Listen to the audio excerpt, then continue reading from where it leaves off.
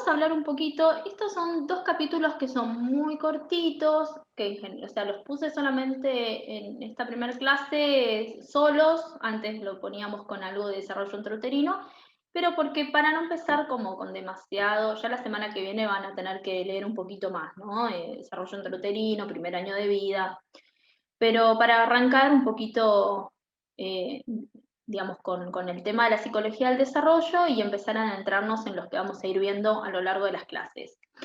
En primer lugar, vamos a ver qué lugar tiene la psicología del desarrollo dentro de esta psicología más macro, ¿no? Cuando hablamos de la psicología en sí, es un conocimiento científico, digamos, tiene sus métodos, dependiendo de qué teoría tendrá un tipo de método u otro, y que va a estudiar los procesos mentales, eh, el comportamiento, las sensaciones, pero en general la psicología, digamos, no lo estudia en forma general, ¿no? La psicología abarca todos los momentos y todos estos aspectos emocionales y comportamentales del sujeto. Ahora, de una manera más específica, la psicología del desarrollo va a especializarse en determinadas cuestiones, a diferencia, digamos, de lo que sería una psicología más general. Esto no lo tienen en el capítulo tan específico así, pero para que ustedes se ubiquen, bueno, la psicología que nosotros vamos a abordar es una psicología humana, una psicología más empírica, y la psicología del desarrollo va a estar dentro de lo que se denomina las psicologías especiales, ¿sí? Individuales y especiales. Em, tiene, digamos, nosotros vamos a ver ahora el objetivo, los aspectos a estudiar, pero también tiene una historia esta psicología del desarrollo, porque no es que se conformó en el mismo momento que empezó la psicología en sí mismo, sino que tuvo sus recorridos, sus antecedentes, que fueron haciendo eh, que hoy por hoy hablemos de esta psicología y que tomemos diferentes teorías para poder dar cuenta de la misma. Brevemente, un recorrido que tiene como antecedente, bueno, Aristóteles, ¿no? En Grecia, en antigüedad. La mirada de Aristóteles en realidad en relación, si bien no se dedicó a los niños, no se dedicó al desarrollo en sí mismo, pero sí lo que podemos ahí empezar a ver, como que empezaba a pensarse, era que el sujeto, para llegar a ser un adulto y un adulto libre, como planteaba Aristóteles, necesitaba tener ciertas, digamos, darse ciertas condiciones, ¿no? Entonces, esto sí podemos decir que es como un antecedente, empezar a pensar que un adulto llega a ser determinado tipo de adulto a partir de diferentes condiciones, de diferentes situaciones que se van dando previamente. Luego hay un paréntesis en todo lo que es el medioevo, y en el siglo XVI y siglo XVII encontramos autores que comienzan a pensar una educación más diferenciada según la edad, ¿sí? Eh, digamos, como antecedente para lo que fue la psicología del desarrollo, estos autores empezaron a decir, bueno, a ver, la educación de un niño no puede ser igual que la de un adulto, entonces empezar a pensar esa diferenciación, ¿no? Los niños no eran un adulto en miniatura, sino que tenían características particulares y desde allí, digamos, empezar a ver esa diferencia, ¿no? Piensen que las etapas que hoy en día nosotros tomamos como etapas evolutivas fueron una creación teórica y una creación, digamos, a partir del estudio sobre, digamos, a partir del estudio con observaciones sobre la sociedad, sobre los sujetos, y a partir de allí empezar a agrupar determinadas conductas y características en determinado grupo etario y ponerle un nombre determinado a esa etapa. Pero, digamos, es una construcción. Eh, la primera observación más sistemática, acá voy a ser bastante breve porque no me voy a adentrar demasiado, porque, digamos, no, en general no es tampoco tan específico que ustedes lo sepan, pero sí para que ustedes puedan ver que lo que hoy nosotros vemos como psicología del desarrollo tuvo todo un pasaje histórico con diferentes autores. El primero que empieza a hablar de psicología del desarrollo, que sistematiza el estudio de la psicología, del desarrollo del niño, que lo pone como en un lugar más científico, fue William Preyer. En 1870 él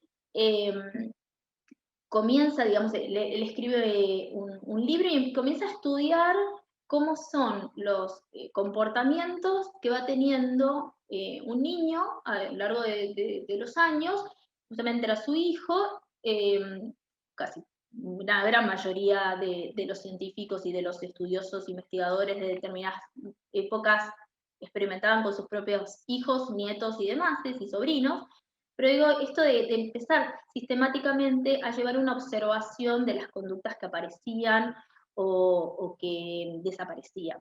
Y algo importante a tener en cuenta de este autor es que eh, empieza a ver este desarrollo ya previamente al nacimiento, o sea, habla de un desarrollo intrauterino, ¿no? Que nosotros después lo vamos a desarrollar con más detenimiento. Eh, Después, en 1883, lo tenemos a Stanley Hall. Este autor se caracteriza por ser el pionero, podríamos decirlo así, de lo que es la adolescencia, ¿no? Uno de los primeros autores que escribió sobre adolescencia y la conceptualizó. Pero previamente a eso, él publicó un libro que se llamaba Los contenidos de las mentes infantiles. Entonces ya se empezaba a, digamos, interiorizar en cómo era la mentalidad, podríamos decir, de los niños, cómo pensaban, cómo aprendían, eh, cómo los niños podían tener noción quizás del nombre de ciertas cosas, pero no saber para qué servían, ¿no?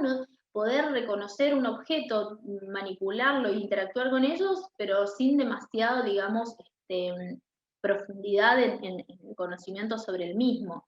Pero después, digamos, a más allá de este libro, de esta publicación que abarca hacia los niños, lo que más se destaca a Hall es justamente que desarrolle una sistematización de la adolescencia y la conceptualice, ¿no? Que defina cómo es el desarrollo sexual, el desarrollo intelectual, el desarrollo emocional de los adolescentes, y es un autor, digamos, que fue la base para muchos otros autores en relación a esta etapa. Y es una etapa que además se comenzó a ver como tal, ¿no? Esa adolescencia como etapa en sí misma, no como un proceso solamente de transición hacia momentáneo y breve de la niñez hacia a la adultez, sino también como un momento, una etapa que llevaba sus años transitarla.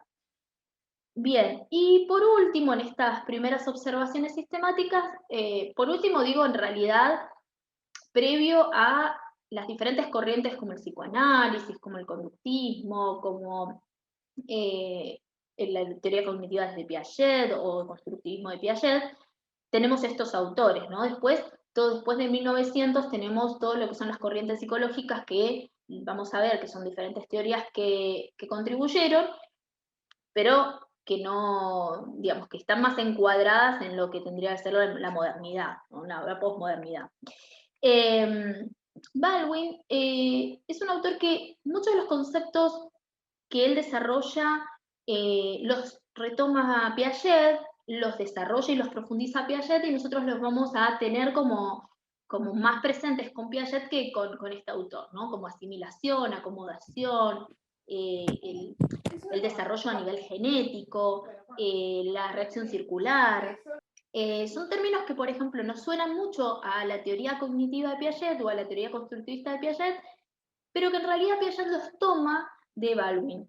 Y Baldwin escribe en 1895 El desarrollo mental en el niño y en la raza, y tiene una mirada desde la evolución, ¿no? Toma conceptos darwinianos para poder aplicarlos a el desarrollo y hace mucho hincapié en ese método genético, cuando hablamos de método genético, en esta idea de evolución, de génesis, ¿no? De diferentes comportamientos o adquisiciones que van a dar lugar a otras adquisiciones. Y la concepción de Baldwin se aplica en tres áreas: en el desarrollo motor y cognitivo, y en este sentido entra este término de reacción circular, ¿no? Cómo un comportamiento repetitivo desde lo motriz termina convirtiéndose en una adquisición, en un acontecimiento cognitivo. Nosotros lo vamos a ver con Piaget con más detenimiento, pero A partir de esa repetición constante más motriz del niño que tira un juguete y cuando se lo pasan lo vuelve a agarrar y lo vuelve a tirar, esa repetición constante se vuelve en un mecanismo, diría Piaget, en un esquema de asimilación, pero es un mecanismo cognitivo. Entonces, como esa transformación, ¿no? de un área hacia la otra y la contribución de un área a la conformación de la otra. Después, otra de las concepciones del Baldwin que se aplica, digamos, a lo que es el desarrollo es la idea del interaccionismo social y del desarrollo de la personalidad. Digamos. Él lo que plantea en este sentido es que, a ver, los sujetos vamos cambiando. Él dice, tiene una frasecita, en el texto está, de decir, bueno, lo único constante es ese sentido del yo, ¿no? Como esta cuestión más de la identidad. Pero aún así, ese sentido del yo, esa idea de quién soy, es algo que cambia por las interacciones con el ambiente, que cambian por la maduración del sujeto, que van habiendo modificaciones a lo largo, no es estático algo, sino que justamente introduce esta cuestión de lo evolutivo, de la interacción con lo social y de cómo eso también va haciendo que el sujeto vaya cambiando con los años. Esto nosotros lo podemos encontrar, por ejemplo, en un autor que lo vamos a ver poquito, pero lo vamos a ver, en otros años lo vimos un poco más, pero este año lo recortamos, que es Erikson, Erik Erikson, que es psicoanalista, pero tiene una mirada más social, digamos, del psicoanálisis desde una mirada más social, en donde también hace mucho hincapié en esa interacción del sujeto con el ambiente y cómo va construyendo, digamos, la identidad del sujeto a lo largo de esa interacción. Y otro de los conceptos que va a hacer influencia es en los conceptos también digamos, sus concepciones se aplicaron en los conceptos de ontogenia y filogenia. La ontogenia, teniendo en cuenta como, digamos, esa idea de evolución que tiene la especie, perdón, la ontogenia de la evolución que tiene el sujeto, perdón, y la filogenia, la evolución que tiene la especie en sí misma. ¿Cuál es el objetivo que va a tener la psicología del desarrollo? Bueno, el objetivo de la psicología del desarrollo es identificar cuándo y cómo se originan distintos procesos, ya sean psicológicos, físicos o sociales. Nosotros vamos a hacer mucho más hincapié en los psicológicos y físicos, mucho más en los psicológicos que en los físicos, pero lo social no deja de estar, tiene que ver con justamente lo que decíamos antes, esa interacción del entorno, del contexto social en algunas adquisiciones. No es lo mismo, vuelvo a decir, el desarrollo de un sujeto hoy en día que el desarrollo de un sujeto hace 50 años atrás. ¿Cuándo lo vemos como muy claro a esto? En la adolescencia. No podemos hablar de los mismos adolescentes hoy en día que el adolescente de los años 50. Tomamos textos de autores de los 60, de los 70, o más o menos, o de los 50 como Erikson, sí, pero los tomamos para comparar, para ir viendo cómo hoy estos contenidos teóricos que se tenía de otro momento, hoy si los podemos eh, homologar así tal cual y decir, bueno, el adolescente es con estas características, o qué rescatamos en la adolescencia, digamos, o de los adolescentes de hoy, ¿no? De lo que es la contemporaneidad. Bueno, y obviamente que no solamente cuando se origina un proceso, cuando se origina una habilidad, una capacidad, sino también qué aspectos van a permanecer en el tiempo y qué aspectos se van a perder, porque en el desarrollo no todo se da y se continúa en el tiempo, sino que también hay un montón de adquisiciones que se tienen que se tienen que perder en determinada edad, que tienen que justamente perder permite la posibilidad de que se dé otro tipo de aspecto, otro tipo de capacidad. La palabra capacidad por ahí suena como un medio de competición, pero digo, de proceso, con otro tipo de proceso. Pero es importante entender que para que un cambio sea considerado un cambio evolutivo, tiene que ser estable. ¿Eso qué quiere decir? Que no puede aparecer y desaparecer en cuestión de horas. Por lo menos tiene que estar presente durante un tiempo considerable.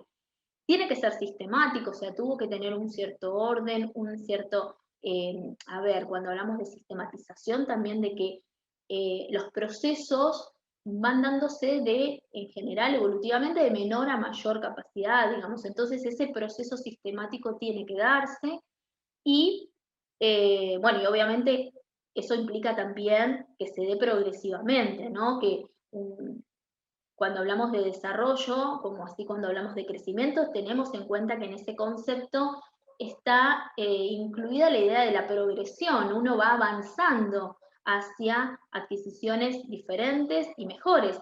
Muchas veces cuando hay una regresión, cuando en el desarrollo hay algo que se dejó de estar y después volvió a aparecer y no es propio de la edad, que es la última característica del cambio evolutivo, lo que nos encontramos es que es una alarma, es una llamada de atención para pensar, bueno, ¿qué está pasando, no? ¿Qué pasa en el desarrollo? Que esta adquisición, este aspecto, este proceso que ya no estaba sucediendo, vuelve a aparecer, ¿no? A veces tiene que ver con el contexto, con situaciones familiares, a veces tiene que ver con cuestiones neurobiológicas, depende, obviamente eso implica, digamos, una investigación y una observación más exhaustiva, pero digo, el cambio evolutivo tiende a ser progresivo.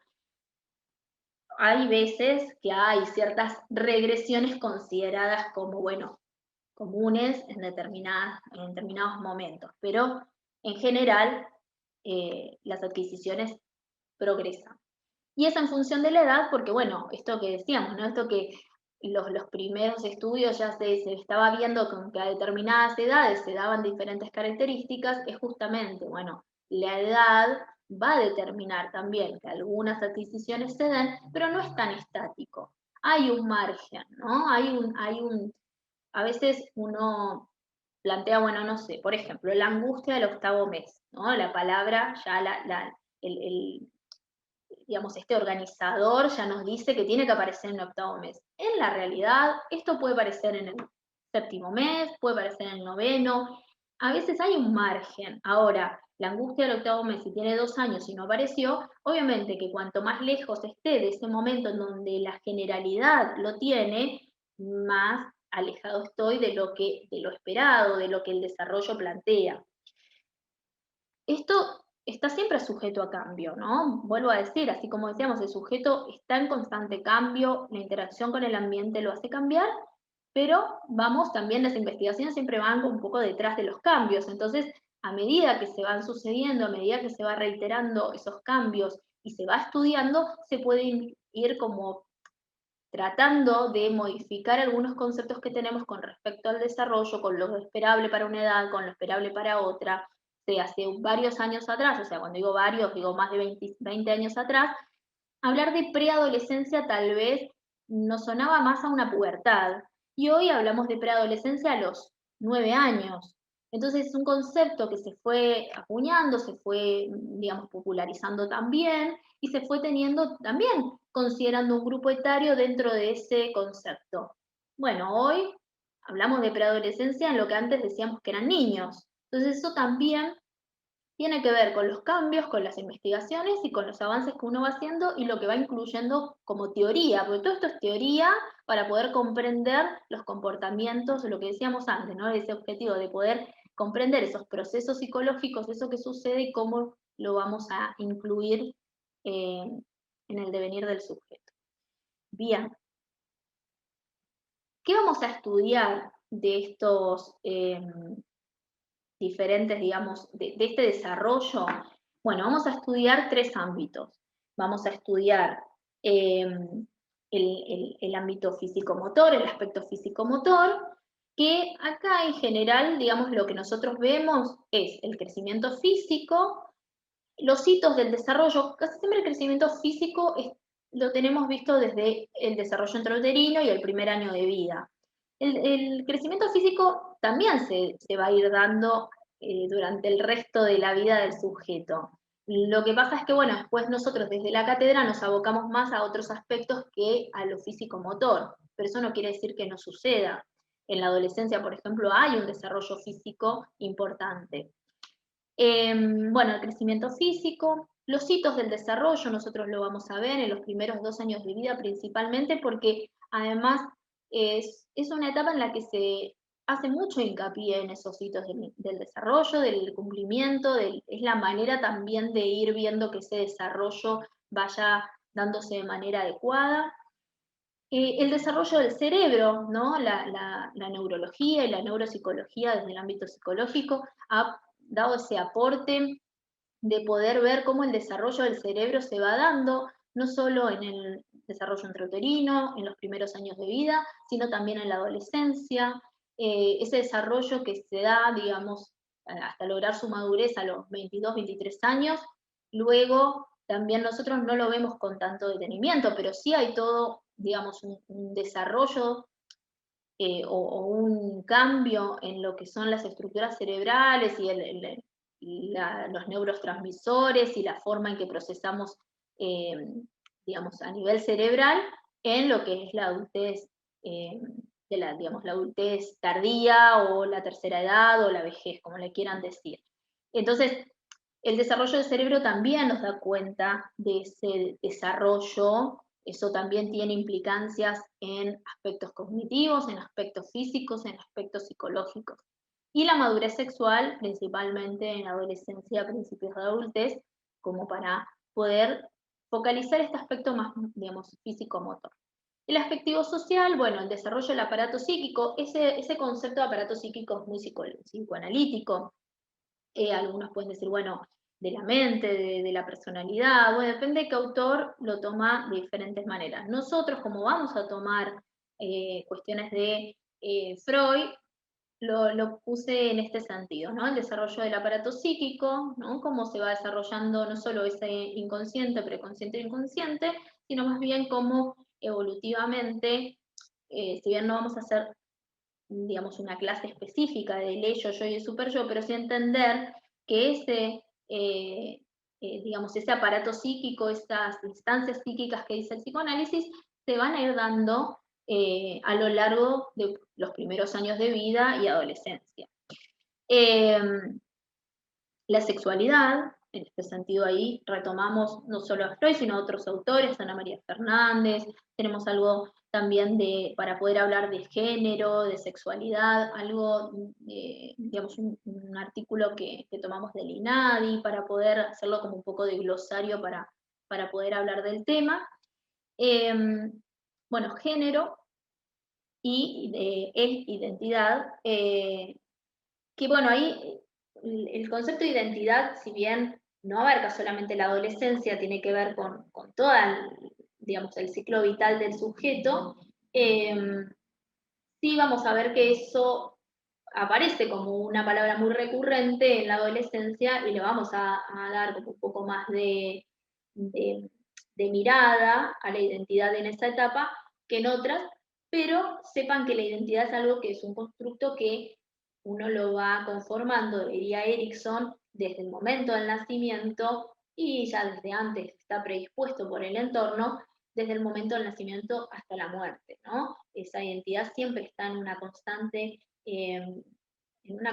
construcción. Y aclaro algo, porque dije solamente en la adolescencia que vamos a ver identidad. En realidad no. Nosotros incluimos, eh, ya el año pasado, pero bueno, ustedes también lo tienen, un texto para adultez y vejez que habla justamente de la identidad en el envejecimiento, porque uno entiende por veces la identidad, pensándolo solo como que es algo que se conforma en la adolescencia y ya está, y ya una vez que logre la identidad adulta, esa identidad no cambia, y en cambio nosotros incluimos a Yakub, que este autor lo que plantea es justamente cómo la identidad, a partir del envejecimiento, ya antes de la tercera edad, empieza a modificarse por cuestiones que también tienen que ver con el entorno, con lo social, con las diferentes situaciones que uno va viviendo, ¿no? Ya sea en el ámbito personal, en el ámbito laboral, en el ámbito social del entorno. Entonces, bueno, en este sentido lo vamos a ver este tema de identidad bastante. Y desde el aspecto del ámbito cognitivo, inteligencia, ahí hacemos mucho hincapié con Piaget, y funciones ejecutivas, que acá tienen muy cortito, muy poquito, pero un autor que, que trabaja muchísimo con las funciones ejecutivas, que es Portellano. avanzo un poquito más y me voy a otros términos con los que está relacionada este concepto de desarrollo. A ver, el crecimiento y la maduración y el desarrollo muchas veces parecen ser términos que son todos iguales. Cuando nosotros hablamos de crecimiento, vamos a hacer referencia a los cambios que tienen que ver con la talla, con el peso, con el volumen, con la circunferencia, digamos, o el perímetro encefálico, cuando medimos la cabecita del bebé. Entonces tiene que ver con ese aspecto. Esto yo les puse como para que ustedes no para que lo sepan, sino para que entiendan y por ahí gráficamente entiendan de qué les estoy hablando. Son esas tablas que los pediatras tienen para poder medir qué es lo que se considera dentro del rango de edad esperable o no esperable. Entonces me dicen, bueno, de la curva está ahí llegando apenas a la media o está al final o al principio. O sea, y esto es lo que es un parámetro para medir un poco a nivel del crecimiento específicamente cuestiones de peso, de perímetro cefálico, de longitud corporal, cuando le van y le miden la cabecita, le pesan, le miden el largo, todo esto que le hacen a un bebé tiene que ver con esto del crecimiento, pero sí está relacionado con el desarrollo, porque el crecimiento va marcando que ese desarrollo se está dando en los términos estudiados, o, perdón, me fui, eh, o en lo esperable. Y la maduración va a tener que ver con cuestiones, les diría, más heredadas, ¿sí? La maduración tiene que ver con tiempos, con desenvolvimientos de rasgos que son más heredados, que no quiere decir que por esto no esté influenciado por el aprendizaje o influenciado por el ejercicio, por la experiencia, pero no es que los va a generar exclusivamente esas experiencias o esa estimulación o ese ejercicio. Sí ayuda, sí permite que se pueda, si hay algún tipo de retraso en la maduración, que se pueda achicar, pero los tiempos madurativos de cada sujeto son muy particulares y ahí sí tiene que ver mucho la historia personal familiar, ¿no? Hereditaria. Entonces, cuando hablamos de maduración, tiene que ver con el desarrollo, obviamente, pero no es algo que la maduración la podamos imponer, ¿sí? Ni el crecimiento ni la maduración las podemos imponer. Eso tiene que ver también con, a ver, un conjunto de estímulos que, pero en el caso de la maduración principalmente con los tiempos, hasta diría genéticamente ya predispuestos en cada sujeto.